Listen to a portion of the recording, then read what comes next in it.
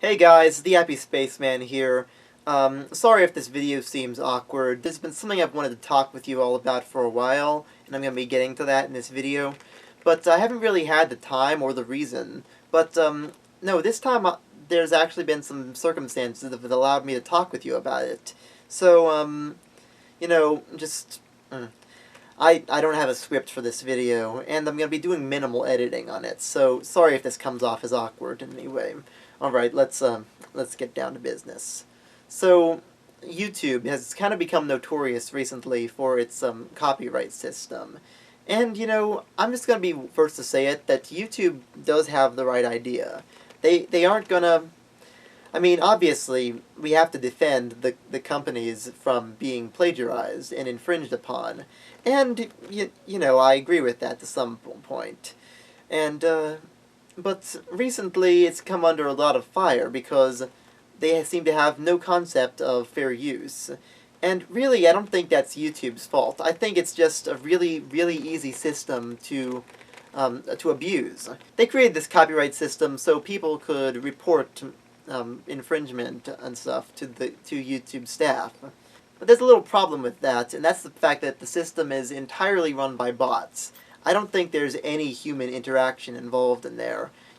Someone can just easily report something for being, plagiarism or being not qualifying with fair use, even if it is, and they don't check on it at all. They will just take it down immediately.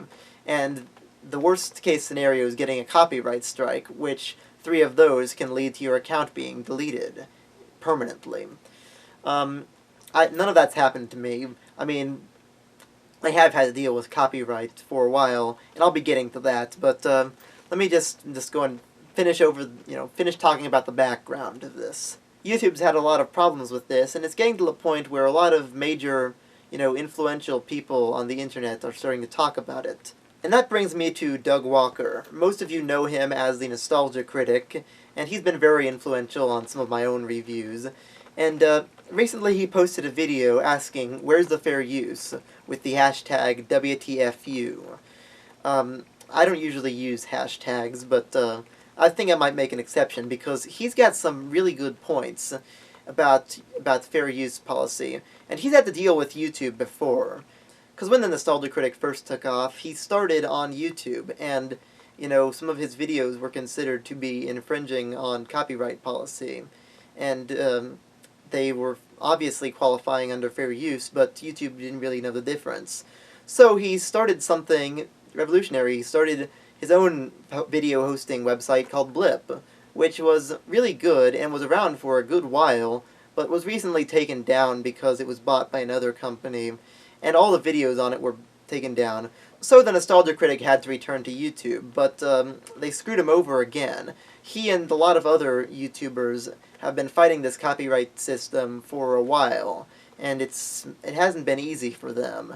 And recently he posted this video. It was he and I Hate Everything, and Your Movie Sucks, and then Brad Jones, the cinema snob. And it's got me thinking. I've been reluctant to share my own stories for a while, because I was afraid I'd get in trouble, but, it's free speech. I don't think I'm going to get in trouble for telling the truth about stuff. So let's start at the beginning. When I first started my account, my first videos were very simple animations. Like I did 3 music videos for Queen songs in Lego form. And those of you who were around back then probably remember seeing those, but I don't know if I have that many subscribers who were around back then.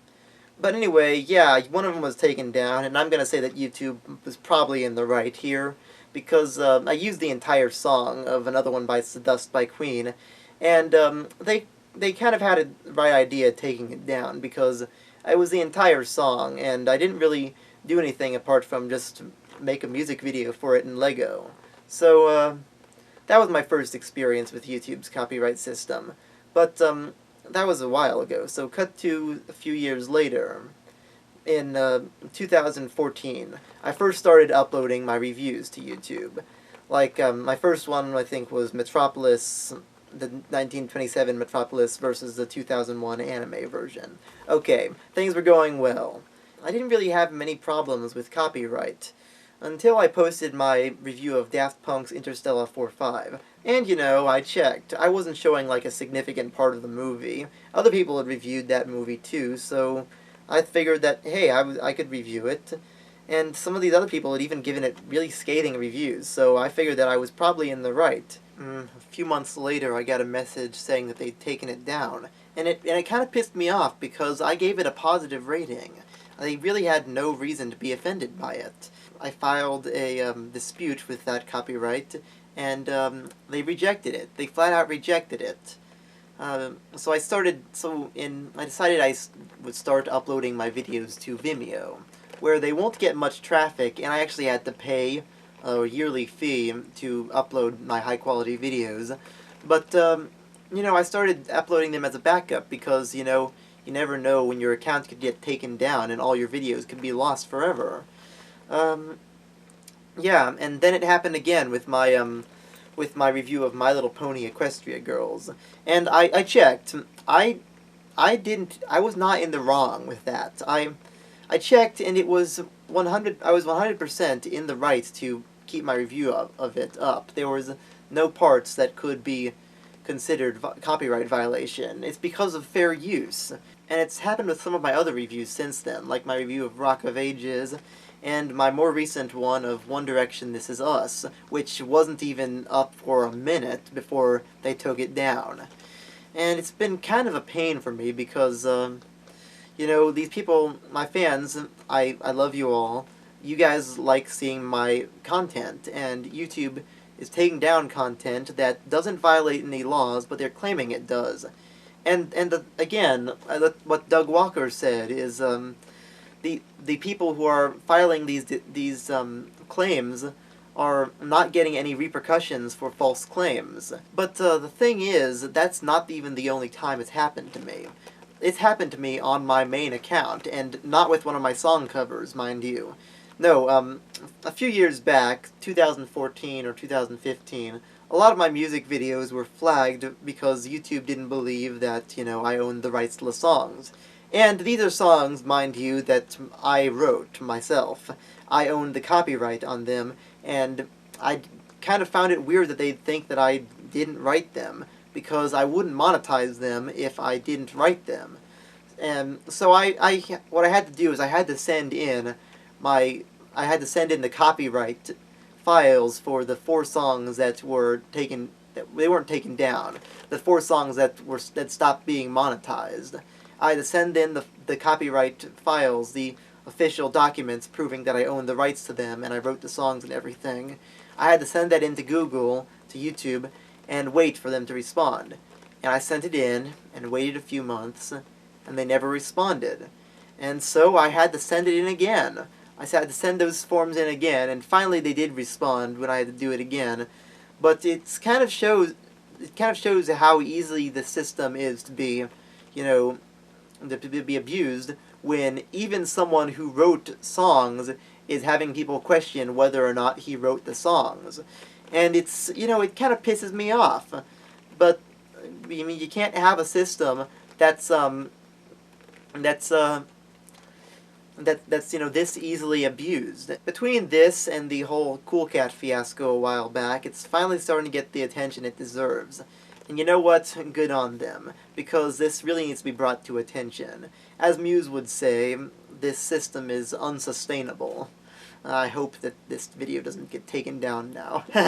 I'm sure me saying that won't get it taken down. But, there are some questions that people have to ask, like, why don't you use other websites, like Vimeo, or Dailymotion, or Zipcast? First of all, how many people are on those sites compared to the number of people on YouTube? Secondly, Vimeo, you have to pay a little bit of money to be able to upload videos at a certain resolution, which all my videos are at. And also with Dailymotion and Zipcast, while they are really good websites and everyone should join them just in case YouTube goes bankrupt or whatever, they have a lot of errors with buffering and with just how the sites are run. So, YouTube is probably the best website, but it really needs to get its act together. Because, you can't keep doing this. So, yeah, thanks to the Nostalgia Critic and Brad Jones, the Cinema Snob, and I Hate Everything and Your Movie Sucks, and all the other producers who are, giving this some attention. And all we need now is for some of the more famous ones, like say PewDiePie or something, to start giving this attention, because it needs to get out there, and YouTube needs to realize that they can't keep doing this. So, yeah, I'm the Happy Spaceman, and where's the fair use?